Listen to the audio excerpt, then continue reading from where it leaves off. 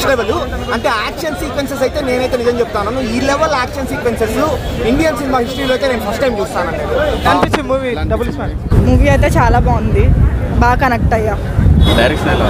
Direction కూడా sir కూడా చాలా బాగా చేశారు యాక్చువల్లీ, అండ్ హిట్ అవుద్ది ఖచ్చితంగా. ఫ్యామిలీతో అయితే వెళ్ళి చూడొచ్చు. రిస్ట్రిక్షన్స్ ఇట్లా పిల్లలు చూడకూడదు అట్లాంటిది అయితే ఏం కంటెంట్ లేదు, హ్యాపీగా ఫ్యామిలీతో వెళ్ళి చూడొచ్చు. లవ్ స్టోరీ ఎలా అనిపించింది? లవ్ స్టోరీ కూడా రొటీన్గా ఏం లేదు.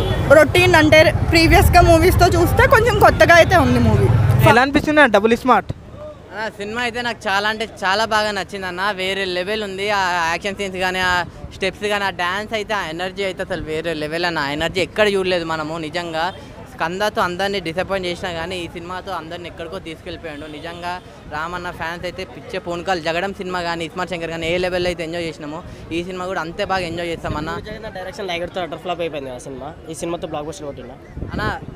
పూరి జగన్నాథ్ గారు ఎలాంటి వాళ్ళు అంటే ఎంత కింద నొక్కితే అంత పైకి ఎక్కుతాడు అన్న. నిజంగా అలానే అనిపిస్తుంది.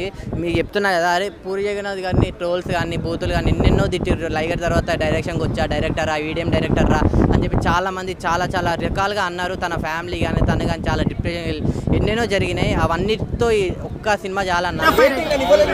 మూవీ డెఫినెట్ థియేటర్ లో ఎక్స్పీరియన్స్ చేసిన మూవీ. హ్యాపీగా వచ్చి చూడండి.